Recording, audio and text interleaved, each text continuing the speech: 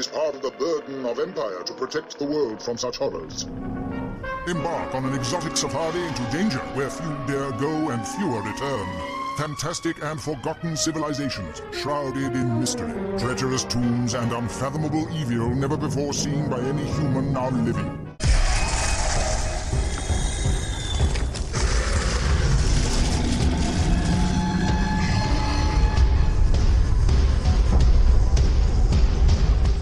Greetings and salutations, most excellent friends. Hello everybody, AJ here for the Mighty Glue Stick, your infotainment channel for the world's greatest role-playing game featuring both Dungeons and Dragons. So, the votes were pretty firmly in favour of the Dracolich.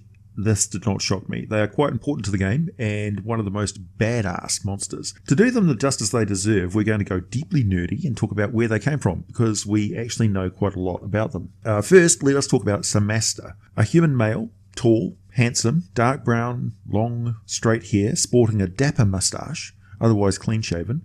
His robes always fashionably cut and somewhat flamboyant in colour. He was never short of a sceptre, wand, staff, scrolls, amulets and belts clinking with vials and potions. This man was a mage who made the study of magic his sole reason for existing, and he was a bona fide genius.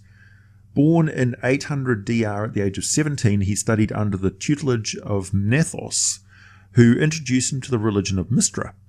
He went solo after about 8 years, having learned everything there was to learn from Mnethos, and concentrated his efforts on understanding how magic worked and how to manipulate it.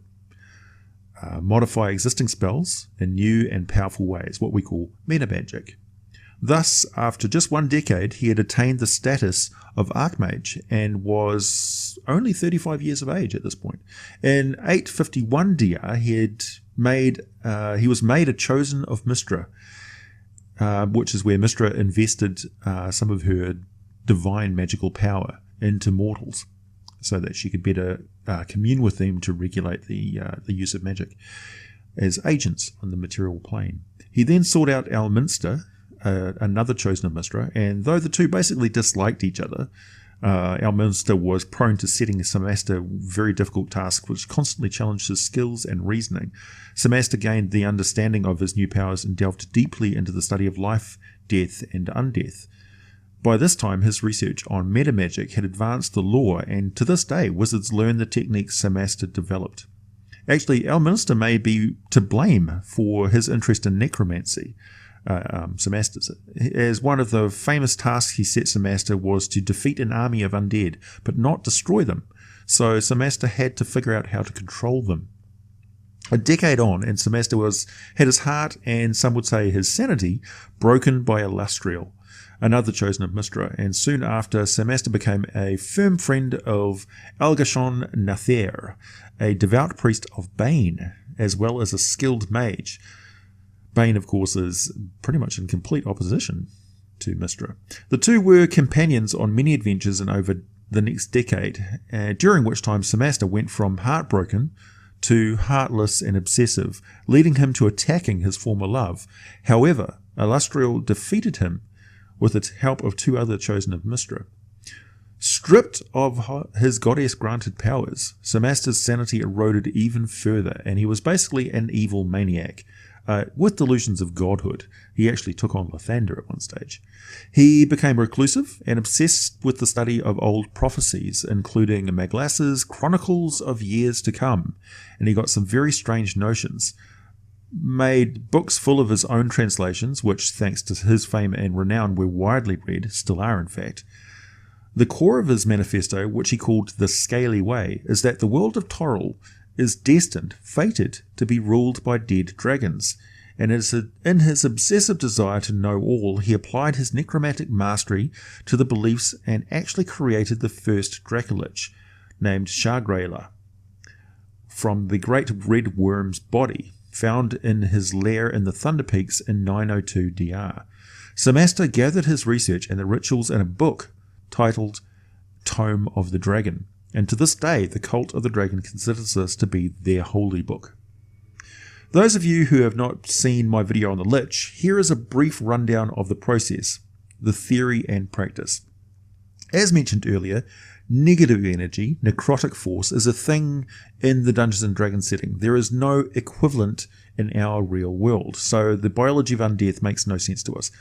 But we can speculate. Just as the biology of living beings involves the chemical release of energy from ingested materials, releasing stored energy from chemical reactions, some sort of a reverse process exists that causes energy to be drawn into an entropic source. This causes necrotic effects on living beings, but it provides dead beings with a form of reverse energy flow they can use to function, be mobile, and usually quite predatory. The ritual used to create a mummy involves covering a carefully preserved corpse in wrappings inscribed with binding symbols.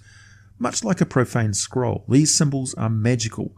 Think of them like the signatures on a contract. Each one represents oaths and bonds. Using them has consequences. They tie the corpse to dark powers, elder beings, death gods, primordials, abomination from the deepest pits of despair in the universe.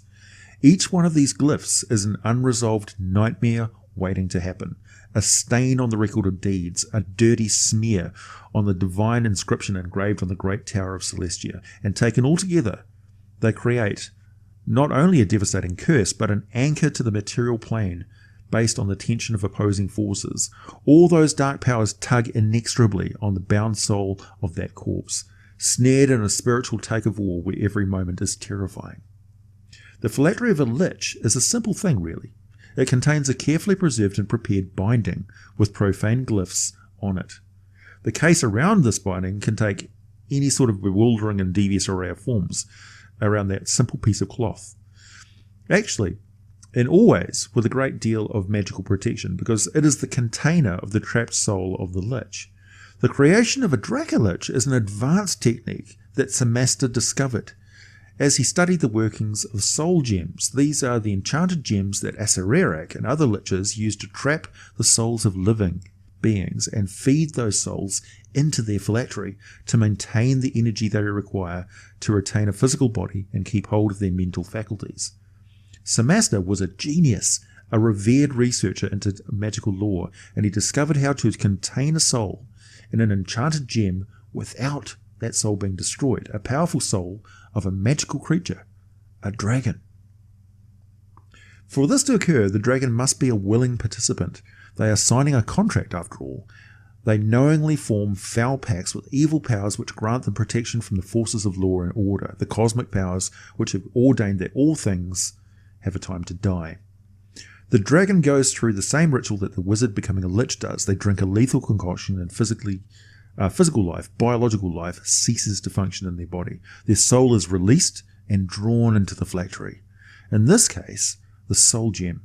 And then they become like conduits of negative energy. They are linked to dark powers of the beyond.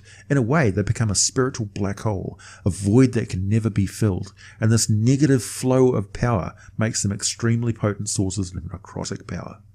Using this power, they reanimate their dead body as a Dracolich, but unlike the lich, they are less reliant on the physical form, as the binding with the soul phylactery is more complete and allows them to preserve their intellect, their identity within it, in a way that liches can't. However, the soul gem is just a vessel. The spirit of the dragon passes into the body when it is animated, and if the body is destroyed, the spirit can pass back into the gem as long as they are on the same plane of existence. This makes the Dracolich notoriously hard to permakill as a bad guy, and just the worst sort of bad guy, really. While the knowledge of how to create a Dracolich is relatively new by the standards of arcane lore, it has become available fairly widely thanks to the Cult of the Dragon, also known as the Keepers of the Secret Hoard or the Wearers of Purple. Their main area of operations is centered around the Western Heartlands, but anywhere where there's a concentration of dragons, you'll find them, particularly in the far north, around the spine of the world and the cold, frosty mountain peaks. They venerate and give service to dragons, actually all dragons, but most particularly evil dragons, chromatic, metallic, or otherwise, and the apex of their efforts is reserved for the undead dragons. The cult operates in cells. They frequently have legitimate business fronts that provide funding, and aside from Samasta, both alive and when he re-emerged as a lich, There have been a number of charismatic leaders. They tend to concentrate on leveraging control of high-level officials and changing the political, social, and economic climate so that the cult can transition to operating openly in full control of a town, city, fortification, or what have you. They also work at locating and reanimating deceased dragons of considerable size and power. How they do this depends on the cult cell and its resources, but they can actually obtain agreement from a deceased dragon spirit through magical communication and conduct the ritual that way. So if you look at the Dracolich in the 5th edition Monster Manual, you'll see it's another dragon template. It's a template that's applied to another form of dragon, because any sort of dragon can become a Dracolich. So they gain all of the qualities of an undead being. They're immune to poisons and toxins. They can't be charmed, frightened, paralyzed, or poisoned. Don't suffer from exhaustion. They have magical resistance, saving with advantage against all spells and other magical effects. All of them. They have resistance to necrotic damage, but not immunity. They change from a dragon type to an undead type. And yeah, so they're pretty tough. They retain pretty much all of the abilities that they had as a living dragon. So they have legendary resistance if they had it. They have magical resistance. They have all of their bite and claw and tail attacks and wing beat attacks. They have their legendary actions they can take 3 times per turn. They have lightning breath if they're a blue dragon, or fire breath if they're a red dragon. They have their frightful presence. And really, the main aspect is not so much the fact that they're scary supernatural beings. They're dragons that have got even more resistance to damage than they had before. They're even more powerful and potent as a foe of living things. They also have a cult network behind them. They have their former experience. They have the knowledge of life that they have, and also of death. And they have no loyalty to living beings. They've got, how would you explain something which is being brought back to life again by a cult, which tells it that they are destined to rule the world. Their every whim is catered to, their ego is stoked, and they're put to work basically dominating the world. And the Cult of the Dragon is completely dedicated to this task. In the meantime, they, basically covet the position of under-toadies of their dragon masters. And it's an interesting point of view that I guess us living beings living in a different universe have no idea what it would really be like to live in a world with a dragon, or the awesome presence of a 30-foot tall, gigantic dinosaur-shaped winged beast that can breathe magical fire and is probably more intelligent than you. I mean, being in the mere presence of that creature would be an awesome experience. Just incredible. You would feel completely dwarfed and inadequate next to such a being. And of course, that inspires religious fervor in people who respect power and impregnability in a world beset with monsters and problems. Dragons are ageless as far as they're concerned. They live for thousands of years. They are legendary creatures. They completely dominate their environment. They're the apex predator of the world of Dungeons and Dragons. So it's not a completely incomprehensible that even a reasonable person would see them as superior beings. And some people take that a step further and pledge their service to them. Just as clerics know that gods are real, and they seek divine power through following the strictures of the god's will, so too do these mages follow, whoever the cult members are, follow the strictures of Samaster, a well-respected and renowned genius of magical lore, developer of many metamagic feats.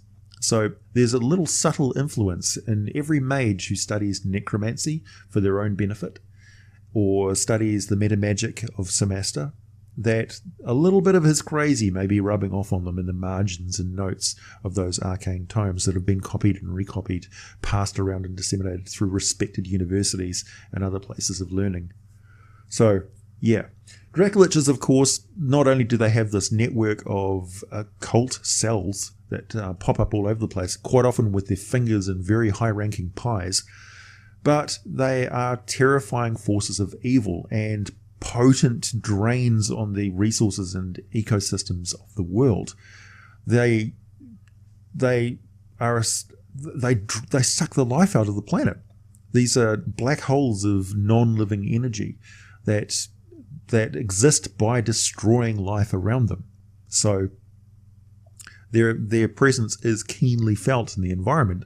You can tell where these things have stepped because the grass will not grow. These things, bird life and things just ceases to exist around them. Insects just drop dead out of the sky. The weather turns dark, cold, and miserable. The sun doesn't seem to be as bright. People's emotions are affected. The presence of the dragon's unholy will clouds the environment for miles around them. Their lair is a pit of despair. It generates undead creatures. It's a plague upon the living before you even get anywhere near this thing or its machinations and efforts. And of course, dragons have incredible knowledge of the ancient world, particularly dragons who have lived thousands of years ago, who have been brought back by these crazy cultists. And these dragons have agendas and there are activities that they were doing in life thousands of years ago, which may be completely unknown to the cultists, and they've just set off another chain of events. The dragons may go back to a tomb that's been lost for thousands of years, or a city which has been buried under an avalanche of rock, or they may have some dire vendetta against dwarves, any dwarves of a certain bloodline, because that was the family, the descendants of the individual that killed them in the first place. And so now you've got this terrible threat against completely unsuspecting dwarves who may have never even seen a dragon their entire life. So, yeah, there's many, many possibilities. And I wouldn't introduce a Dracolich into your campaign too early or too lightly, as they are potent enemies and definitely a force to be reckoned with. Thank you very much for the suggestion and the votes, everyone. I think the majority of votes after this have been for the Druid, so we're going to skip over a few dragons, get back to them after I've done the Druid series. There's going to be a slight delay until my next video. I'm actually upgrading to a new computer. I've been operating on a 7-year-old computer with Windows Vista on it. I'm going to update to a brand new computer. Thanks in large part to the generous donation of my patrons. Thank you very much, folks. It's all gone to a good cause. And yeah, I'll be getting used to wrapping my head around Windows 10 and new editing software and things like that. So maybe you'll see some improvements around here. Who knows? Thanks for listening, everybody. I'll be back again soon.